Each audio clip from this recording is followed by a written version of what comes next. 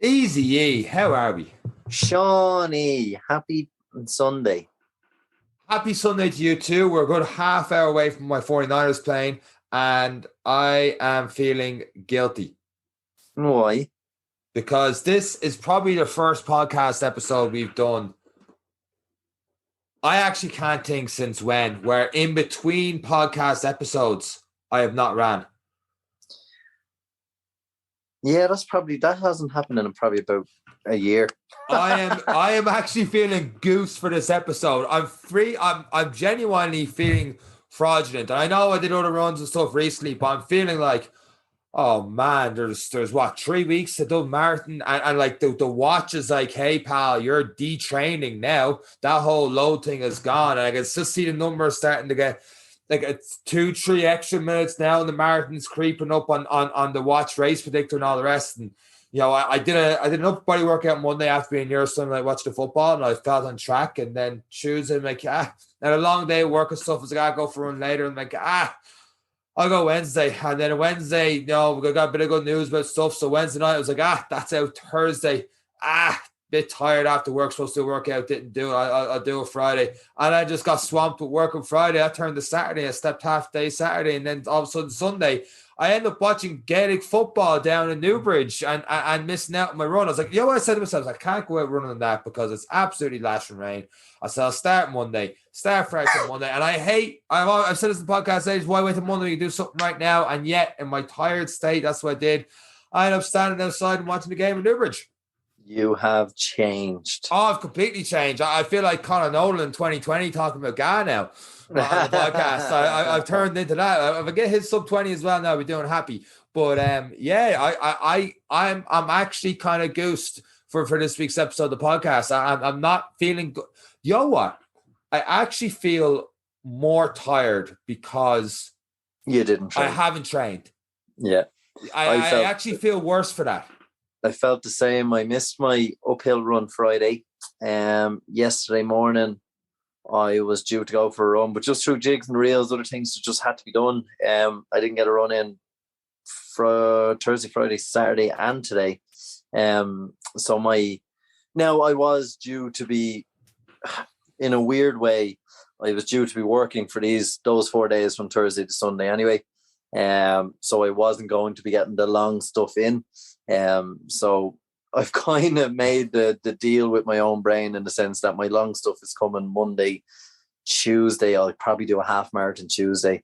So I'm not too worried with it, but I was looking at my Garmin, kind of, what you call it, your 7-day load. And I was like, last week, these spikes to nearly 1,200 minutes of active from zero. And now it's just trending down. I've built a pyramid of peaks. But yeah, I'll be coming back. But to be honest, it's actually only after coming back into the green zone for me, even after taking 4 days off. Wow.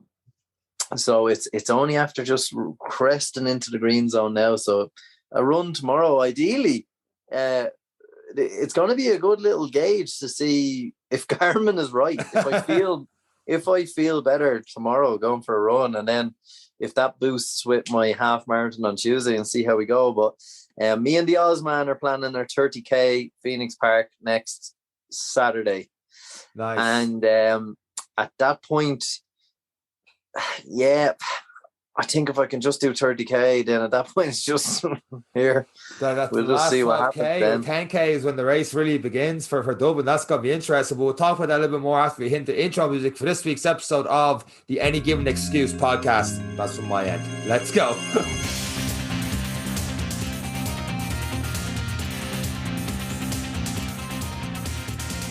That's actually not a bad name for it. Yeah, it was probably me for the last 7 months. Well, you've turned the corner, and all of a sudden I just started taking a backseat. I don't know if it's resting my laurels or just tired or just the body feels good though. I mean, I don't have the aches and pains where we've had in the first couple of marathons where I'm like, oh my God, I can't do anything for days afterwards. Like the DOMs were not really there. I just felt yeah, it was good. Now I felt good coming into the weekend. I am 2 kilos down until yesterday, and today I'm probably back up. Myself and Katie had a dinner yesterday, and then Her parents came home from Australia today, so we were with them, and of course, naturally, a takeaway ensued afterwards, and I didn't go light on it. So, yeah, I'd say tomorrow will become a half marathon and stuff by the end of the week. It's all about the trends, and Ozzy actually texted me a nice reminder on this one. And for those who are trying to lose weight while doing a run, or are trying to lose weight in general, now, there's two sides to the fence. One, some people don't like to get into the habit of weighing themselves every day because it can get a bit scary. But it's all about the trend, because your body's going to do different things every day. So by taking a weight every day, you'll see 93.6 today, 93.3 tomorrow, 93.4 the next. Then it'll hit 93.0 and you'll be like, oh, and then I'll go up to 93.1. But what you should be doing is starting to draw this straight line that's trending towards the bottom, because on your weigh-in day, it could be, only half a kilo, whereas during the week you could have hit that. So the trend is the important thing over a period of time, and I'm disgustingly good at losing weight when I really want to. But it's just a reminder for those who are trying to shed a few pounds, or maybe using cardio to shed it. Try and use a trend. And it's one thing for the first week, my body was all over the place. It was like, I think I put on weight after running a half marathon and not eating. So I kind of said, like, I'll give it a couple of days, just let it figure itself out and then start. So I had one from day 1 and then one from day 4, 5, 6. So it is in a gradual trend down anyway. So that's the good news on my training front. So 2 kilos in the first week. So we'll aim for another maybe kilo to 2 next week, and we'll see how we go. I think just go back to that weighing scales thing. I think it's how the mindset of even approach. And I think for some people, every time they step in the weighing scales, no matter, even knowing all the logic and stuff, they can look at it and go, I just feel in a bad mood after that for the rest of the day, whatever it is. And, we should be probably doing it in the morning, the same time every day at least. But to your point, if you do it every day for 7 days, and this is something, if you told 5 years ago me, I'd be like, every day, don't do that. But the more I think about it, the more I hear that side of it's kind of like, oh no, it does make sense to see that trend and see the 7 day average, because to your point, you could have a bigger meal the night before, or you just something that kind of keeps more water weight on you, and you will fluctuate. Like if you weigh yourself on the hour every hour for a day, you will see, no matter if you're on a diet or not, your weight will fluctuate. So to pinpoint your successes and fails on one weigh-in 2 weeks down the line or 3 weeks down the line, yeah, it might be a gradual down or it might be a gradual up or whatever it is, but you don't see the day-to-day progress in that. And obviously weight is just one way of seeing it. Like for yourself, you could definitely, you would see, I would assume, correct me if I'm wrong, you kind of see it a lot quicker in the mirror. Yeah, I do notice like the main areas that will come off first: the face, the chin, the chest, a little bit from the back. Bad news for everyone. Last places go is the nobody love me handles and the belly. So you won't see much change there, for particularly in the males. That's the last. Everybody is different, but it tends to be the last. That is the king storage place for the body. So like it tends to be the last place, but it can be good feedback. Like weight and nutrition. You can kind of, if you are following a plan and you are tracking weight every day, you're tracking food every day, and let's say you're eating different things, but then you're noticing, oh, I actually am a little bit heavier today than I feel. It's not that you've put on weight. You could be holding more water. What did you eat for the last 24 hours that's causing you to hold water? Is that a good thing or a bad thing? Am I doing a 40-kilometer race the next day? Should I probably eat something that might help me retain a little bit of water and moisture? Maybe you should. Like it depends. It depends on what your goals are, and not just running based. But like watching it every day can depend on so many things. Like, did I sleep well? If I don't get a good night's sleep, I actually notice. Like it. You can notice a lot from the trends of the consistency. So the consistent time and the foods and kind of keeping a good diary. And I think diaries with all the apps and all the track this and track that, a good basic diary of what you did in a day has kind of fallen by the wayside, but it's so good because it just keeps that consistency. Whereas you flick the page and you go, what happened yesterday? There's that direct correlation on a page in front of you that you've wrote down. there's a lot to be said for it. There is a lot to be said for it. You could put a lot more in as well in terms of like sleep, how you felt, how much you slept, because that's going to play a factor. Your mood, what kind of day and stuff you had is also going to play a factor, because that's going to affect your stress levels, cortisol levels, just how you're feeling, and that could relate to how hard you're training. But just, I lost my train of thought there. Oh, I know what I was going to say now. You kind of hit the nail on the head for me in why I hate's a strong word, but I'm not a fan of someone running to lose weight, because it gets to a point where it can contradict itself, where you need food, fuel for the body for the long races and stuff like that. And all of a sudden it's like, oh, but I can't have food because I'm trying to lose weight. But it's like, no, you need a certain amount of calories to train for that. Whereas what you've done with this whole Hurt Locker thing is you have an end goal. So everything leads to the end goal. And the by process of that is you're eating healthier towards that goal, because you want to feel good, because if you chipper every night of the week, not only extra calories, you're going to feel like crap. So you're having healthier food to feel better, to train better, which leads towards that goal of doing the marathon in a couple of weeks' time. But it also leads towards a weight loss or a fat loss goal. And they tie in, rather than you going, okay, I got to go for a 5K run to lose weight. Even Garmin's smartwatch won't be able to recognize how much weight you've lost in each and every run, or how much it builds towards that, because the calorie count is well off. And there's so many other things to go into it as well. Yeah, like, and look, it's for me, it was the basics. Now, look, the last 3 days, I'm not going to lie, like the wheels firmly came off the wagon. But that's okay in the sense of, again, it comes down to a weekly balance. The rest of the week was really, really good.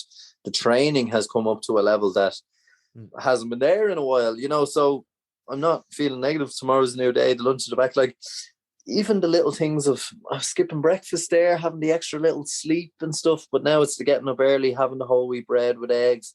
So the carbs that keep you fuller longer. So then when it comes to that little snack time around 11 o'clock and all the treats are coming out, I'm kind of like, I'm all right. I might just have a bit of fruit, and like getting back to the basics of what it is, and then like using spinach with a small bit of lighter fat cheese with chicken I've cooked myself the night before on a whole grain wrap. Again, we're adding in whole grains, we're adding in proteins, good fats with the cheese, very light mayo, so there's not a lot of calories. And like, we're stacking up 2 of them, and that's about 600 calories for my lunch on 2 wraps. With spinach was really nutrient dense and good greens. And the evening times is the frozen stir-fried veg is in everything. So we're picking up those 5, 6, 7 a days as well. But the foods I'm eating are just working better, fuller, longer. And it's just, there's more energy there.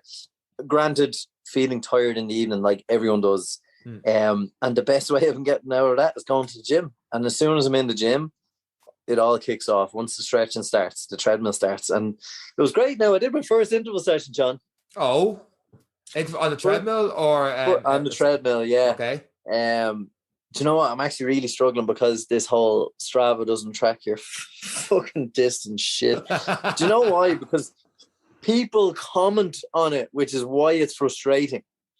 Right. So I might just have to turn off my pace distances and stuff if I want to do a treadmill run, because it's running at a 240 kilometer pace is just not good for my friendships with people when it's not actually happening. But yeah, the treadmill, I have to say, I did 400 meter kind of track running for intervals, and it was really, really good. But the one thing I found with the treadmill was just the timings. The thinking had to go just left. It was just when the clock hits 20 minutes, for 3.5 minutes, I'm running at a 4:20.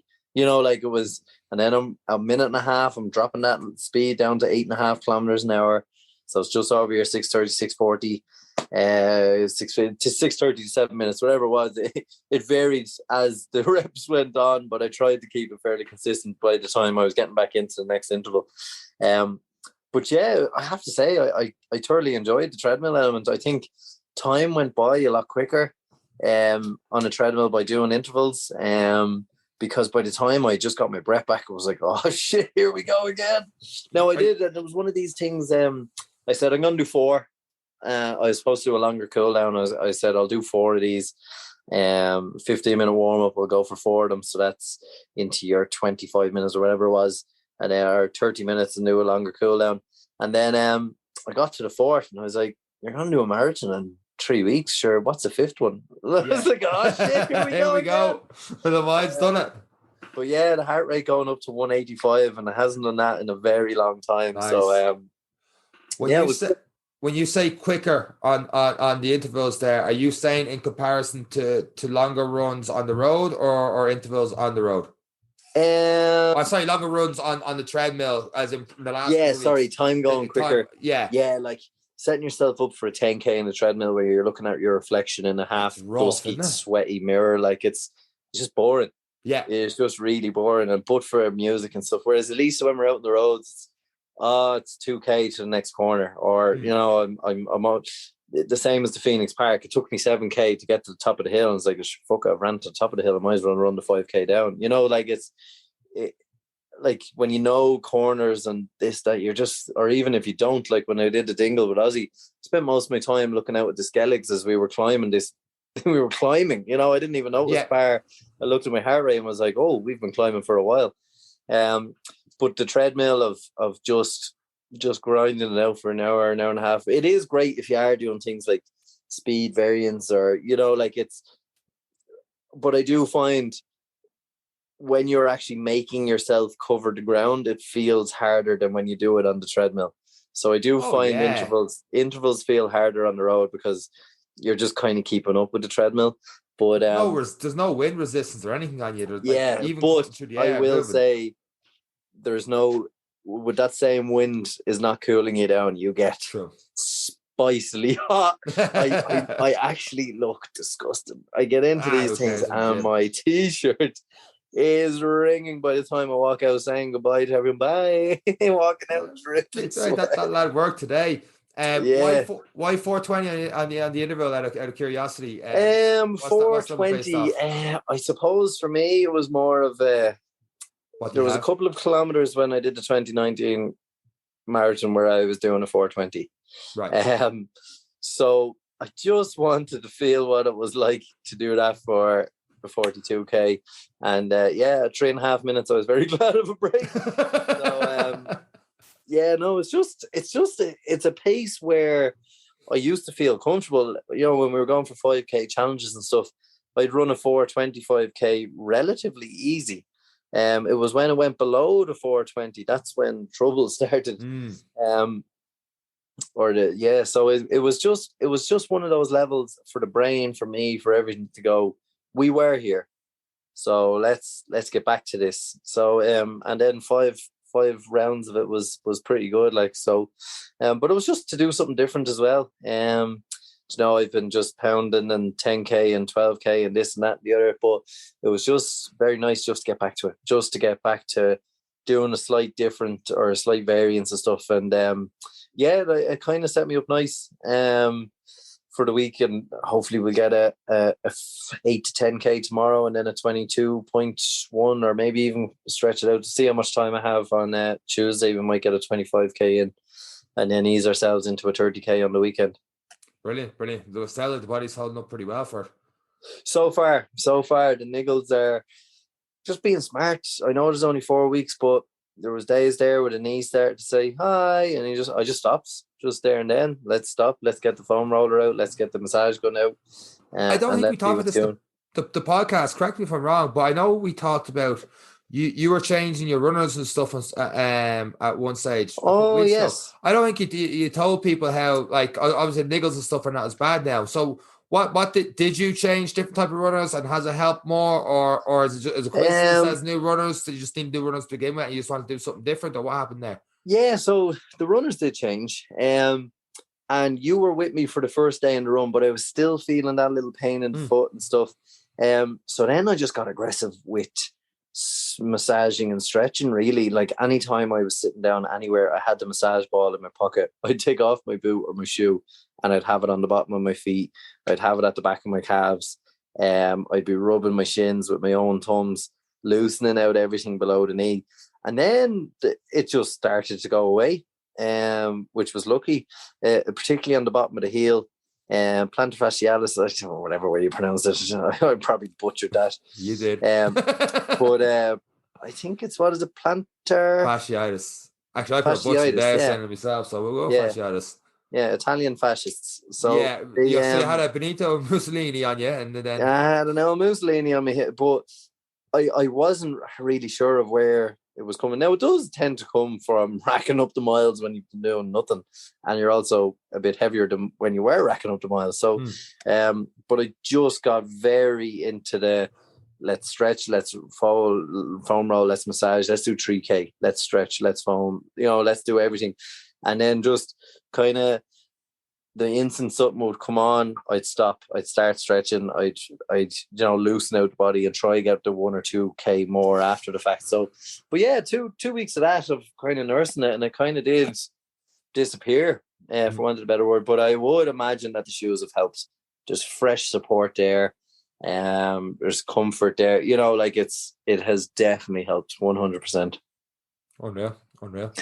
We're getting there, though. We are getting there. It is 3 weeks to go. It is a bit nerve-wracking. But in other news, seeing as how I'm training for the 40K in 4 weeks, the Art O'Neill. Yes, you sent me a text today, and when I registered, I didn't even get back to you. I registered straight away. I got back to you. I'm like, my ticket number was 384, and they only take 200 names. I know it's a lottery, but it does mean that I think last year there was 600 names. Here's one for you. Did you register? I did. Did you register for the full? I'm 385. Did you register for the full? Yes. So what they've done this year is at the end of it, they were like, if you don't get in, do you want your ticket? Do you want to go back to the lottery to do the pursuit? And the pursuit is 25K, I think. Yeah. And this is going to sound egotistical, but I was like, no, I'm either all in or I'm not doing it at all. So I couldn't take, I personally could, I know I mightn't get it this year when I apply every year until I get it in. But I don't know if that's egotistical or what it is, but I don't want to go down for 25K because I'm like, I know I could do that. Whereas 60K overnight in the middle of January, being that cold, going through the mountains, all that tiredness and all the rest, that's to me is like, I don't know if I finish it. But for 25K, I'm conscious I might sound arrogant saying this, but I'm just like, that's not the challenge. It would be cool for some people, don't get me wrong. And if you haven't done like I've done long, because now honestly say I've done longer runs before. So I'm like, I know I could do that. And for some people, it's not a case of how long you do it. It's doing the shorter one or a faster route. And I get that. And I'm the person who hates 5Ks because not because they're easy and too short. It's because of how intense they are. And I feel like getting sick at the end of it. Whereas when I did the marathon last week, I never had that sick feeling I got after a 5K. In some respects, it is easier for me to pace myself out. Like you talked about doing a 420. I did a 420 for a half marathon, but doing a 410 for a 5K, I absolutely struggle. I'd be in a hula hoop. Yeah, no, it is bad. Well, I did take yes because I was like, I'll keep my options open, I don't know. Right? Well, I didn't really know what it was, but I was like, I won't rule it out just yet. I can always say no if I get the ticket, it was one of those. I was like, nah, there could be 5 of us that end up getting this little sprinter ticket. So good practice, yeah. It could be good, yeah. So I wasn't as stubborn as you with your morals. No, this peasant 25K race. But yeah, no, it did sound like that there. Yeah, you just sounded like a dickhead. Let's play this but yeah, so anyway, me being the sounder one said, I'll keep my options open, and fair enough. There could be a few people that get the spare. But yeah, hopefully like a few of us get it. It would be wonderful. It'd be good. And I reckon with the marathon, keep the training in over the winter and cracking into a few other things. I think by January I should be well able for it and try and make it the first ultra. If we get it, it'd be absolutely brilliant. Yeah, it'd be fantastic. I'm getting excited thinking about it. I'll have to re-listen to that podcast from 2020 you did with Ozzy and that one, especially if I get ticket. I think if you are interested in doing the Art O'Neill, one, definitely apply. I think it's by October 23rd. Once again, we are not sponsored by them. They have not asked us to do this. It's just something we're really interested in doing.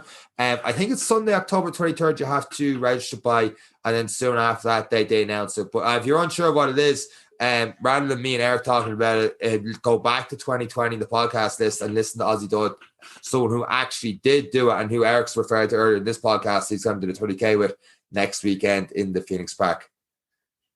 Yeah, and it is a good one. It's I actually got the ticket the year Ozzy did it and couldn't go. So he did. He ran in your name. Yeah. So if you look up the results from that year, you'll see Eric Lawless did it this time. Should be. I gave my ticket to someone anyway. I couldn't do it. But anyway, the Art O'Neill will come hunting me now. But anyway, we shouldn't really be telling people to register because the more people are in it, the less likely we're to get a ticket. Don't register. I heard it's an awful event. It's a terrible thing altogether. Late at night, be cold. Yeah. But this week it'll be good. It's going to be a bit weak carnage for me, and we'll see how the weekends. We'll see with a half marathon and maybe a 30k on Saturday within 5 days of each other. It's a good bit of volume from zero to hero, so we'll see how the bodies hold up, and hopefully, I know a lot of people have gotten their long runs in over the last weekend. I've seen quite a lot of people putting in 30Ks, so a lot of people are mentally ready, a lot of people are physically ready, so it's good to see that the marathon's getting close and the bank holiday weekend is getting even closer, so it's getting exciting. It is getting exciting. It is, and not to put a damper on it, but hopefully the weather's not like the way it was today. Oh no, that'd be a long day. That'd be a long day, Dublin. That'd be a very long, especially when you come through 30k and you're about to not have a good day and the weather's like that, then it's a very, very long day. And on that note, sure, why not end it on a damper like that? Because Eric is going to put himself right back in the hurt locker, and I got to get myself back training. So tomorrow I'm going to get do a run, get me a body session in the gym, and just keep going from there, because I can't feel like on the podcast next week the way I feel right now, have not ran in the last 8 days. So with that said, unless you got anything else to add to this week's episode of the Any Given Runday Podcast, Eric shakes his head, forgetting that's an audio podcast. People don't know that. That's it from myself and Eric. Take care. Bye.